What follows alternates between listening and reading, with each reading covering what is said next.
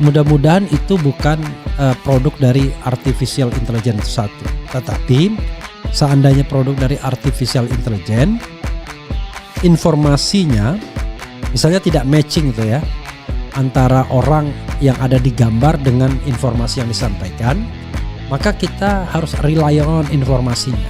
Orangnya nggak penting, informasinya saja. Nah, informasinya itu sejalan dengan apa yang dikatakan Richmond mengenai lembar pengesahan yang terlalu cantik Times New Roman itu. Begitu ya saudara sekalian.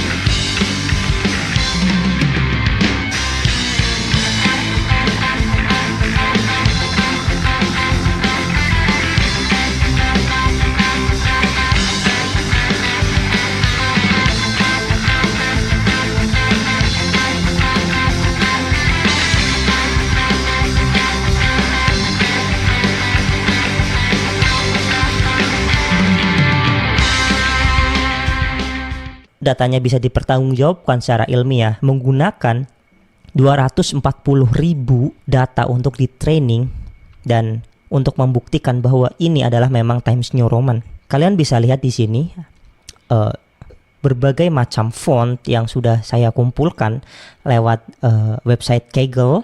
Dari sini saja saya sudah bisa menyatakan dokumen lembar pengesahan skripsi Bapak Jokowi adalah palsu atau sudah direkayasa di situ. Bahkan tingkat akurasinya itu 99%. Bagi lo yang meragukan omongan gue ini, silahkan didebat secara ilmiah. Silahkan kalian membuat suatu penelitian ilmiah yang menyatakan bahwa font itu adalah font ketik dan font itu adalah asli dari tahun 1985 menggunakan mesin ketik. Kalau kita bandingkan dengan omongan Richmond, ya klop apa yang dinyatakan anak ini, yaitu problem di skripsi Jokowi itu adalah lembar pengesahannya. Nah, kemudian sedikit detailnya adalah soal gelar Sumitro, karena di situ sudah dituliskan profesor, doktor ya. Jadi lalu kemudian Richmond juga pernah membandingkannya dengan MIT.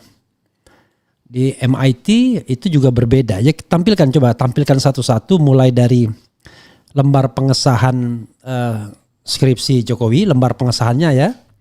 Kemudian yang kedua lembar yang dikritik oleh Richmond Siahaan.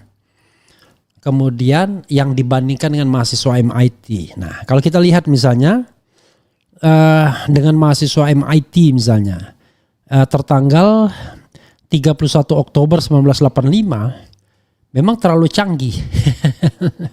Apa yang disajikan oleh Jokowi ini tahun 85 bagi Richmond ini sudah menggunakan Times New Roman 85. Sementara mahasiswa IT sendiri baru menggunakan mesin elektrik. Luar biasa, melampaui zamannya ya. Lalu kalau bagi yang lain ya tanda tangan pembimbing ini agak berbeda dengan tanda tangan yang ada di Aida Granbury yang tidak lain adalah putri dari Pak Ahmad Sumitro ini. Dan Ahmad Sumitro baru jadi profesor tahun 86. Jadi ini tahun 85. Di dalam prakata ucapan terima kasih itu tidak disebutkan profesor, doktor saja. Apakah antara yang membuat prakata dengan yang mencetak ini agak orang yang berbeda? We don't know exactly ya. Itu sobat era sekalian ya, perkembangan terbaru yang bisa saya share. Sekali lagi kalau kita lihat lembar pengesahan, jadi di skripsi Jokowi itu ada dua soal yang paling luar biasa. Pertama adalah lembar pengesahannya terlalu cantik.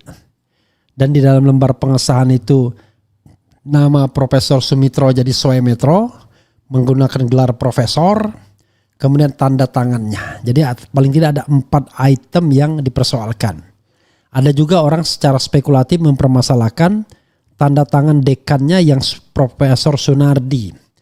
Tapi berdasarkan temuan misteri guest saya, memang ijazah yang dia punya semuanya tanda tangan Profesor Sunardi. 1115, 1117, 1120 dan 1123. Perbedaannya adalah 1120 yang punya Pak Jokowi itu sama dengan 1123 plat cetaknya, ya. Tapi tidak sama dengan plat cetak yang ada di plat cetak yang ada di 1115 dan 1117. Jadi 1115, 1117 satu plat cetak, 1120, 1123 bisa jadi satu plat cetak yang berbeda. Jadi itu sobat RH sekalian ya. Nah yang terbaru Richmond menampilkan bahkan mahasiswa tahun 85 juga dari kehutanan, lembar pengesahannya itu menggunakan mesin ketik biasa. Pertanyaan saya, mereka ini nyetak sendiri atau dicetakkan? Ya saya lupa ingat, rasanya nyetak sendiri ding. Nyetak sendiri, saya juga nyetak sendiri di Prima ya, saya fotokopi di Prima lalu cetak. Nah cuman memang lembar pengesahan tuh mereka yang bikin, karena zaman saya pun ketika saya ngetik masih pakai WordStar dan Courier jenis huruf yang tipis itu ya. Dot matrix masih dot matrix bahkan ya. Jadi begitu sobat saudara sekalian. Sementara lembar pengesahannya apakah mereka menggunakan teknologi Times New Roman atau menggunakan yang lain saya tidak tahu. Tapi jangan lupa ijazah saya itu ijazah tahun 1995. Jadi 10 tahun atau 9,5 tahun dari Pak Jokowi. Jadi pasti sudah beda teknologinya. Nah yang dipermasalahkan Richmond adalah teknologi tahun 85 yang katanya berbeda. Coba kita perbesar nih. Budi Darmito kehutanan lulus 1985, Joko Widodo kehutanan lulus 1985. Jadi ini berbeda ininya. Full screen coba. Berbeda lembar pengesahannya. Jadi lembar pengesahannya satu cuman pakai bisa full screen enggak? Jadi satu menggunakan sebuah teknologi yang ini ada backgroundnya segala kan. Kemudian hurufnya pun sepertinya Times New Roman. Kemudian satu lagi menggunakan mesin ketik biasa saja. Dan tanda tangannya sih sama tanda tangannya. Hanya memang yang jadi masalah adalah sekali lagi tidak ada tanda tangan yang lain. Itu yang menjadi soal sobat era sekalian. Ya, tidak ada tanda tangan yang lain. Jadi yang jadi masalah adalah di skripsi Jokowi ini tidak ada yang namanya lembar pengujian. Di ijazah-ijazah lain ada lembar pengujian, tetapi tidak ada tanda tangannya, cuma satu tanda tangan saja. Dan itu tanda tangan Sumitro, yang orangnya sudah meninggal. You know what I mean ya kan? Orang yang meninggal gak bisa protes ya. Jadi sobat era sekalian, itu yang harus kita lihat dan kita pahami ya. Mudah-mudahan ini memberikan perspektif tambahan kepada kita. Coba kita bacakan komentar sobat era sekalian terkait dengan hal ini ya. Ini hari libur banyak orang telepon. Oke, hadir nyimak, bongkar terus bang demi masa depan Indonesia. Saya tidak berpretensi untuk membongkar ya, hanya memberitakan saja apa adanya. Sebagai contoh tadi ya, ini ada perkembangan terbaru yang barangkali harus kita yakini juga bahwa Pak Jokowi mungkin benar pernah kuliah di Fakultas Kehutanan, tetapi hanya sampai sarjana muda. Karena tidak ada data pembayaran SPP misalnya di atas tahun 82. Kalau kata Richmond, kalau sarjana muda kan mestinya 3 tahun. Nah ini persoalan juga. Dan kalau kita bicara misalnya dia selesai sarjana muda 83, rasanya match dengan second waktunya.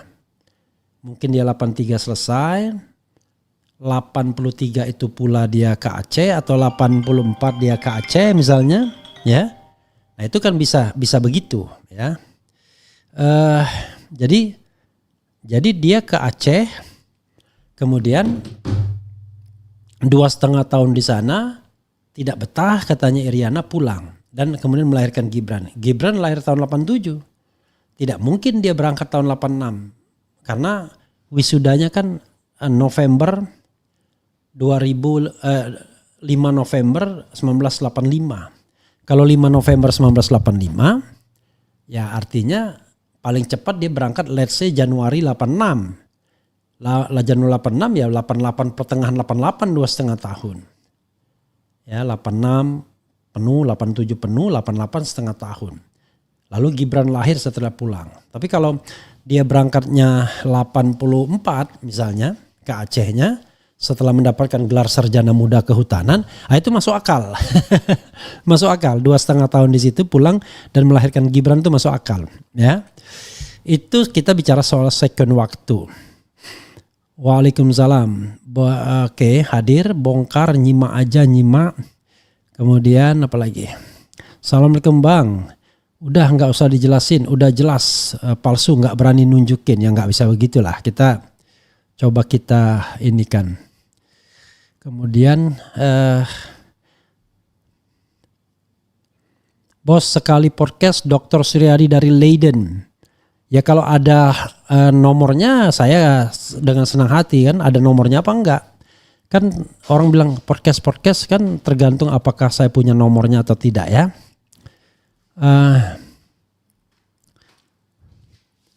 Kalau kita objektif nggak perlu seorang ahli buat lihat. Memang banyak kejanggalan soal ijazah orang ini, tapi bukan konoha namanya kalau nggak dibawa ribet kayak sekarang. Tidak hanya ribet, tapi dibawa ke pidana. Pakai ngancam-ngancam segala ya. Orang yang membahas ini akan dilaporkan. Gimana ini? Lalu sama polisi di entertain ya. Gitu. Kalau menurut saya ya Bang Refli selaku orang awam saja bisa melihat betapa oke. Kalau menurut saya ya Bang Refli selaku orang awam saja bisa melihat betapa mudahnya untuk menilai sebuah perbedaan yang sangat signifikan dari lembar-lembar pengesahan tadi. Betapa modern punya Jokowi itu. Kemudian katanya dia paling cepat lulus tapi nilai banyak C dan D. Kontroversi juga nih orang. Hadeh. Berani karena benar, takut karena salah. Kesimpulannya berani menunjukkan ijazah berarti asli, takut menunjukkan ijazah berarti palsu. Barangnya dicek sendiri, disimpulkan sendiri, diumumkan sendiri padahal yang dipegang cuma fotokopi. Jadi ketawa, geli lihat parcok dan ternak-ternak Jokowi. Oke. Jika Jokowi diikuti cara Obama maka kasus ini akan selesai. Sayangnya Jokowi keberatan membuka ijazahnya ke publik dan harus melaporkan warga negaranya. Ya itulah masalahnya. Saya tidak habis pikir ya. Kalau cara berpikir advokat, tapi banyak sekali sih advokat yang memang bukan menegakkan keadilan, tapi membela yang bayar, kan susahnya begitu. Kemudian biarpun waktu, apalagi ini ya, Pak Refli tolong undang Dr. Suryadi pengajar di Universitas Leiden. Dia memiliki data soal asal-usul dari Fakultas Kehutanan UGM berdasarkan data kepustakaan di Universitas Leiden soal UGM. Ada data soal Kasmojo. Ya coba nanti saya lihatkan ya Dr. Suryadi kalau ada nomor teleponnya. Asli atau tidak yang jelas sejak awal Jokowi sudah salah. Tidak memperlihatkan ijazahnya di 2019. Masalahnya Jokowi banyak uang bisa bayar berapapun demi selamat. Ya, itu juga yang banyak dipahami orang ya. Gitu. Tapi sekali lagi saudara sekalian terhadap video tadi saya disclaimer dulu nih. Agar jangan kemudian tiba-tiba dianggap menyebarkan hoax dan lain sebagainya. Mudah-mudahan itu bukan produk dari artificial intelligence itu satu. Tetapi seandainya produk dari artificial intelligence, informasinya misalnya tidak matching itu ya. Antara orang yang ada di gambar dengan informasi yang disampaikan, maka kita harus rely on informasinya. Orangnya nggak penting, informasinya saja. Nah informasinya itu sejalan dengan apa yang dikatakan Rismond mengenai lembar pengesahan yang terlalu cantik Times New Roman itu. Begitu ya saudara sekalian, era sekarang ini kan era adu mengadu, era saling memenjarakan, era kalau kalah debat ngadu ke polisi dan lain sebagainya. Lalu bangga.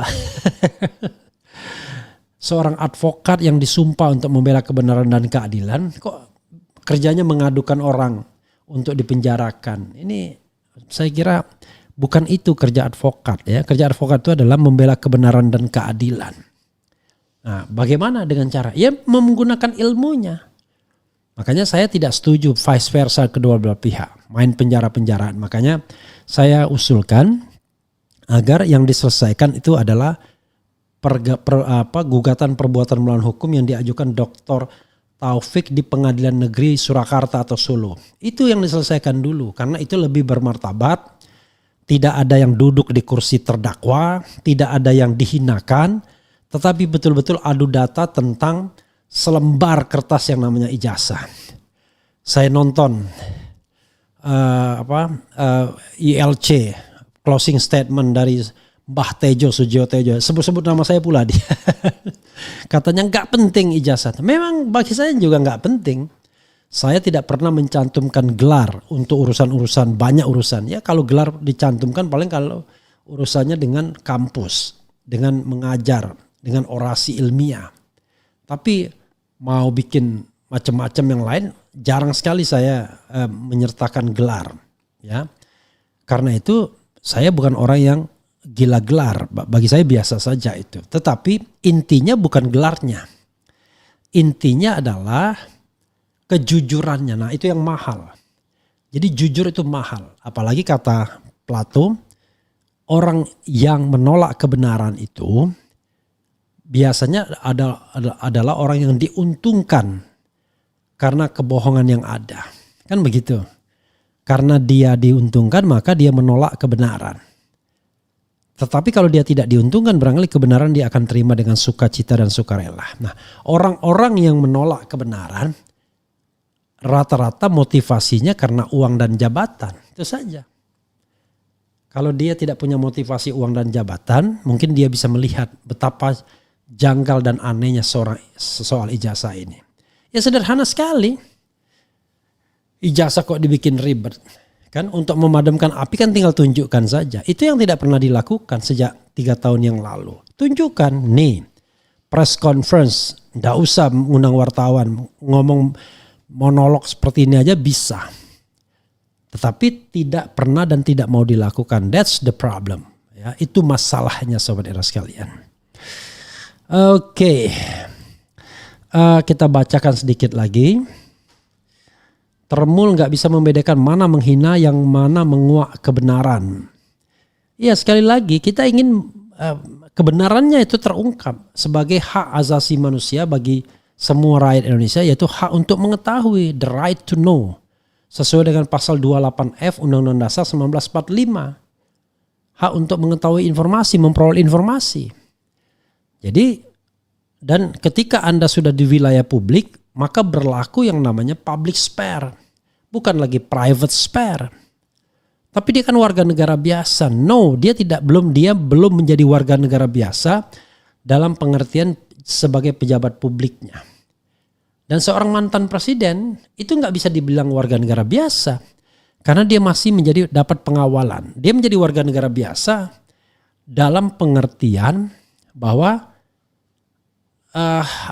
in general, tetapi tetap dia mendapatkan perlakuan privilege seperti misalnya pengawalan pas pampres, kan masih ada itu pengawalan presiden, masih dapat ajudan dan lain sebagainya. Ada fasilitas negara yang melekat kepadanya dan lain sebagainya. Jadi tidak bisa dia dikatakan warga negara biasa as it is, ya, sebagaimana kita warga negara biasa. Ya. Kalau saya misalnya dibilang warga negara biasa, benar warga negara biasa. Nggak dapat gaji dari negara, kemudian tidak dapat fasilitas langsung dari negara, tidak ada jabatan negara. Nah itu betul-betul warga negara biasa. Tapi Jokowi tidak bisa kita anggap sebagai warga negara biasa as it is, ya, as it is. Tetapi dalam hal perlakuan hukum, ya berlaku equality before the law. Di Indonesia ini presiden saja yang perlakuan hukumnya berbeda dengan wakil presiden. Selebihnya kurang lebih sama, saya mengatakan tidak sama persis, tidak identik lah. Seorang presiden dalam masa jabatan dan wakil presiden tidak bisa dia dipidanakan dengan prosedur biasa. Karena kalau dia dipidanakan dengan prosedur biasa akan mengganggu pekerjaannya. Jadi dia hanya bisa di-impeach. Kalau dia misalnya terlibat korupsi, tindak pidana berat lainnya, maka seorang presiden itu akan di-impeach, akan dilakukan namanya investigasi di DPR, kemudian akan ada hak menyatakan pendapat, kemudian ada sidang di Mahkamah Konstitusi, dan kemudian ada sidang MPR untuk memberhentikan presiden dan atau wakil presiden. Itu impeachment. Ya, kalau tindak pidana yang lainnya, ya itu tidak, itu cerita tentang perbuatan perbuatan tercelah yang juga subject to impeachment. Misal presiden bayar utang ngemplang nggak bayar, itu bisa tetap, tapi tetap DPR jadi subject to impeachment. Karena itu dia berlaku privilege selama menjadi presiden, tapi setelah tidak lagi ya dia diperlakukan sama dalam hal equality before the law. Tetapi tetap dia bukan warga negara biasa, dia warga negara yang berbeda dengan kita tetap. Sehingga yang namanya private spare-nya itu lebih sedikit dibandingkan kita. Jadi semakin kita tidak ada terikat dengan negara, maka public spare kita akan lebih luas. Tapi kalau ada keterikatan dengan negara, public spare-nya semakin sempit, kan begitu. Private spare-nya. Sebaliknya, public spare-nya yang kemudian lebih banyak. Apa-apa harus dia kemukakan ke publik sebagai wujud dari akuntabilitas dan prinsip tata kelola pemerintahan yang baik. Begitu Sobat Era sekalian, mudah-mudahan ini bermanfaat ya temuan ini. Sekali lagi, terlepas ini produk AI atau bukan, artificial intelligence atau tidak, tetapi pesan yang disampaikan kurang lebih sama, sejajar, sebangun, segaris, senapas dengan yang pernah disampaikan Rismond Sianipar.